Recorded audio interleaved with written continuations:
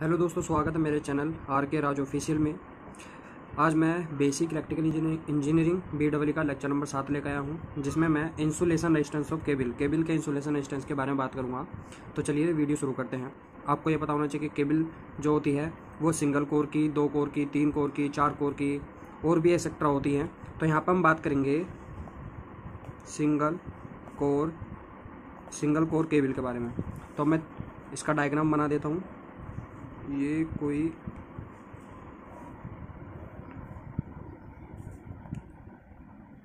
यहाँ पर ये जो है ये कोई कंडक्टर है, कंडक्टर कोर, सिंगल कोर का कोई कंडक्टर है। क्योंकि यहाँ पर केवल एक कंडक्टर दिख रहा है, इसके अंदर कोई और सेपरेटली कोई कंडक्टर 2-3 कोर के नहीं है। एक ही कोर है, इसलिए हमने सिंगल कोर कहा। ये जो बाहर का आपको परत दिख रही है, ये इसके ऊपर का जो चढ़ा हुआ भाग है, ये होता है हमारा इंसुलेशन। ये हमारा होता है इंसुलेशन। ये एक ऐसे मटेरियल का बना होता है जिसमें करंट प्रवाहित नहीं होती। कहने का मतलब है ये एक इंसुलेटिंग मटेरियल होता है। इंसुलेटिंग मटेरियल की प्रॉपर्टी होती है कि वह एक करंट को प्रवाहित होने से रोकता है, करंट का बहुत ज़्यादा अपोज करता है। तो यह PVC का बना हो सकता है, प्लास्टिक का बना हो सकता है, रबर ETC और भी कई चीज़ों का बना हो सकता है। आपको यह पता होना चाहिए कि ये जो हमारा कंडक्टर है, कंडक्टर केबल जो है हमारा, इसकी लंबाई है L। और ये जो आपको दिख रहा है अंदर का, ये हमारा कंडक्टर है सिंगल कोर का। ऊपर का पार्ट मैंने लिख दिया है कि ये इंसुलेटर है। अब यहाँ बात करेंगे कि केबल का जो इंसुलेटर का जो रेजिस्टेंस है वो कैसे ज्ञात करेंगे। तो हम इसका क्रॉस सेक्शन एरिया जो है, सामने वाला जो दिख रहा है सरफेस, इसे ये हमने यहाँ पे लिख दिया। ये जो कोर है, ये कंडक्टर है, ये गोल है, इसके अंदर बिल्कुल स्फेरिकल। और ये जो ऊपर का आपको दिख रहा है इंसुलेशन, ये भी बिल्कुल गोल है, स्फेरिकल। तो ये कंडक्टर इसके अंदर है, मतलब कि कह सकते हैं कि इंसुलेटर इस कंडक्टर के ऊपर चढ़ा हुआ है। देखो, कंडक्टर क्या होता है कि ये जो है ना, धारा को प्रवाहित करता है, मतलब कि कंडक्टर के अंदर धारा फ्लो हो सकती है। तो अब हम बात करेंगे यहाँ पर AC की। AC क्या करती है? AC जब कंडक्टर के अंदर से फ्लो होती है तो वह कंडक्टर के जो है ना सरफेस पे फ्लो होती है। कहने का मतलब है कि धारा का जो पाथ होता है वो उसका सरफेस होता है। और DC के अंदर क्या होता है, वो पूरा का पूरा जो क्रॉस सेक्शन एरिया होता है अंदर का, तो वो वहाँ सब जगह से प्रवाहित होकर चलती है। तो यहाँ बात करेंगे AC की। अभी मैंने बताया कि AC में सरफेस पर चलती है धारा। तो यह धारा सरफेस पर चलने के लिए इस इंसुलेशन की सरफेस पर भी चलने की कोशिश करेगी। क्योंकि जो धारा इंसुलेशन के सरफेस पर चलने की कोशिश करती है या इंसुलेशन को ब्रेक कर सरफेस पर चलने की कोशिश करती है, वो हमारी होती है लीकेज करंट, लीकेज धारा। तो आपको बताया लीकेज धारा किसे कहते हैं, कि वह धारा जो इंसुलेशन को ब्रेक कर उसके सरफेस पर चलने की कोशिश करती है या चलती है, वो हमारी होती है लीकेज करंट या लीकेज धारा। जो बिल्कुल कंडक्टर के सरफेस पर चलती है वो हमारी यूजफुल धारा होती है, जो कि AC करंट होती है। अब आपको ये पता होना चाहिए कि जो धारा है सरफेस पर, वो रेडियल ही पाथ फॉलो करती है। कहने का मतलब है कि वो त्रिज्यीय पाथ फॉलो करती है। तो ये केंद्र है कंडक्टर का भी, और ये हमारा इंसुलेटर जो है इंसुलेशन, इसका भी, दोनों का एक्सिस हमारा एक ही, मतलब कि सेंटर एक ही है।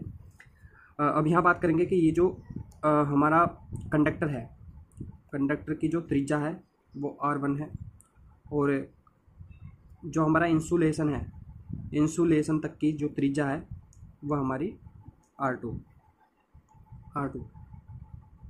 अब ये जो हमारी लीकेज करंट प्रवाहित हो रही है इंसुलेशन को ब्रेक कर, तो हमने कोई इसका एक ऐसा पार्ट लिया इंसुलेशन का, माना कि हमने ये कोई अंदरूनी पार्ट है, केबल का अंदर का पार्ट है कोई, जो कि इंसुलेशन पार्ट है।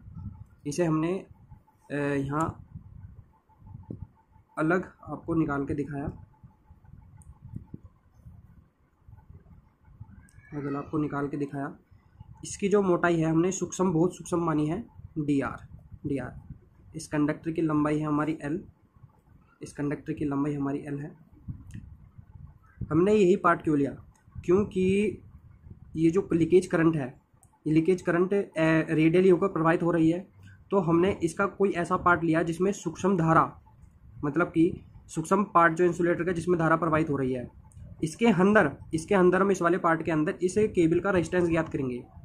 मतलब कि इस वाले पार्ट का जो हमने लिया है, बेलन कह लो चाहे, बेलन वाला जो पार्ट है, इसके अंदर हम रेजिस्टेंस ज्ञात करेंगे। अगर हमें इतने पार्ट का रेजिस्टेंस पता चल जाता है तो हम इस इंसुलेशन का कंडक्टर की सरफेस से लेकर और इंसुलेशन की सरफेस तक हम इसका समाकलन द्वारा इस पूरे कंडक्टर का रेजिस्टेंस ज्ञात कर सकते हैं। तो अब हम देखेंगे कि ये जो पार्ट है, इस वाले पार्ट का क्षेत्रफल, क्योंकि जब क्षेत्रफल पता होगा, हमने सूत्र पढ़ा है R बराबर रो एल अपॉन ए।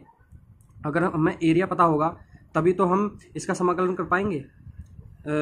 तो हमें सबसे पहली बात हमें एरिया पता करनी है। एरिया पता करने के लिए हमने इसे यहाँ से काट दिया, और हमने इसे यहाँ से काटने के बाद जब ये ऐसा होगा तो इसे फैला देंगे। फैलाने के बाद हमें कुछ ये इस प्रकार का दिखेगा। ये जो लंबाई है हमारी L है। अब आपको ये बता दूँ, ये जो लंबाई है अगर हम इसे सीधा खड़ा कर दें ये जो केबल है, तो ये हमारी हाइट के बराबर होगा, यानी लंबाई और हाइट एक ही हो जाएगी। तो इसे कह देंगे हम ये हाइट है। और ये बेलन की जो परिधि हो जाएगी, परिधि आपको पता होगा बेलन की परिधि होती है, क्योंकि इसे का जो हमने मैं आपको बताना भूल गया, ये जो पार्ट है अंदर का, यहाँ से लेकर ये जो अक्ष से लेकर और ये जो इमेजिनरी पार्ट है, ये इसकी जो त्रिज्या है वो R है। अब इसकी जो परिधि होगी वो हमारी होगी 2πr। तो इस प्रकार ये जो बेलन है, बेलन का क्षेत्रफल होगा वो परिधि गुणा हाइट, मतलब बेलन की हाइट। यहाँ पर हाइट क्या हमारी L, तो हम कह सकते हैं, आपको दिख रहा चलो, 2πr इंटू L। तो हमें बेलन का जो क्षेत्रफल आएगा, क्षेत्रफल A आएगा, वो हमारा होगा 2πrl। मैं पेज को पलट देता हूँ। तो हमें ये जो बेलन था जिसकी त्रिज्या हमने R मानी थी, लंबाई L था, परिधि 2πr, परिधि इसकी 2πr थी। तो इसका जो क्षेत्रफल जो निकला था वो हमारा निकला था 2πrl, क्योंकि इसे हमने एक ऐसे स्ट्रक्चर में बदल लिया था, इस यहाँ से काट कर। ये हमारी हाइट या लंबाई हो गई थी, और तो इसका एरिया इस प्रकार से निकल गया। अब हम इस पार्ट का रेजिस्टेंस मानते हैं। माना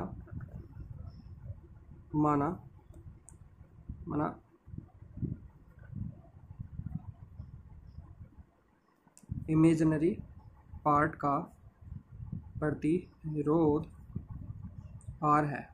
क्योंकि हमने इमेजिनरी ही माना है, इसलिए इस वाले पार्ट का रेजिस्टेंस R है। तो R बराबर रो L अपॉन A। चूँकि इसकी मोटाई जो हमने मानी है वो सूक्ष्म मानी है, जो कि L के बराबर होगी। हम अब इसका समाकलन करें तो R बराबर समाकलन छोटे पार्ट का रेजिस्टेंस हमने dr माना है, सूक्ष्म रेजिस्टेंस dr। तो dr बराबर क्या होगा।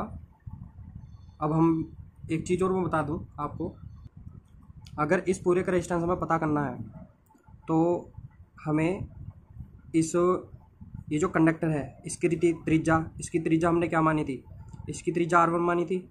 और जो यहाँ से ऊपर वाली जो इंसुलेशन है इसकी सरफेस तक जो त्रिज्या मानी थी वो हमने मानी थी R2। इन दोनों का अंतर R2 माइनस R1। कहने का मतलब है इसकी मोटाई अगर हमें पता चल गई तो हमें इसका रेजिस्टेंस भी पता चल जाएगा। तो हमें इसकी मोटाई R2 माइनस R1 पता चली, और ये जो मोटाई है वो R1 से लेकर R2 तक है। तो हम कह सकते हैं कि जो रेजिस्टेंस हम निकालेंगे वो समाकलन के द्वारा R1 से लेकर R2 तक समाकलन करेंगे तो हमारा इस पूरे इंसुलेशन का रेजिस्टेंस पता चल जाएगा। तो अब हम यहाँ जो निकालेंगे वो R2 से R1 से लेकर R2 तक समाकलन करेंगे। रो L हमारा dr और A हमारा 2πrl हो गया। अब यहाँ जब हम इसका समाकलन करेंगे तो क्या होगा, ये जो कांस्टेंट चीज़ है ये ये तो बदलने वाले हैं क्योंकि ये फिक्स लिया है हमने। रो तो फिक्स ही है क्योंकि ये किसी भी पदार्थ की प्रॉपर्टी पर निर्भर करता है रेजिस्टिविटी। तो ये 2 पाई है और ये तो लंबाई है, ये सब बाहर आ जाएंगे। रो 2 पाई और एल R1 R2 तो 1/r dr। तो हमारा जो समाकलन होगा वो r के सापेक्ष होगा। और आपको मैं बता दूं जो समाकलन होता है 1/x dx ये हमारा log e x होता है। तो अब हम इसको यहाँ पर अप्लाई करेंगे तो क्या होगा, रो 2 पाई l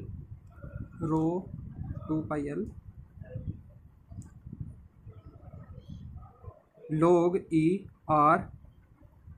R1 R2। और लिमिट जब हम रखते हैं तो अपर लिमिट पहले रखते हैं, फिर माइनस करके फिर लोअर लिमिट रखते हैं। तो रो बराबर 2 पाई l log e R2 minus log e R1। अब एक सूत्र और होता है जो कि log e m/n होता है। जब हम इसे खोलते हैं log e m minus log e n होता है। अब इस सूत्र को यहाँ पर अप्लाई करने पर जब हम यहाँ अप्लाई करते हैं तो हमें पता चलता है कि r बराबर रो अपॉन 2 पाई l log log R2 upon R1, ये कुछ नहीं है e सफिक्स में। तो हमें रेजिस्टेंस का फॉर्मूला ये पता चलता है।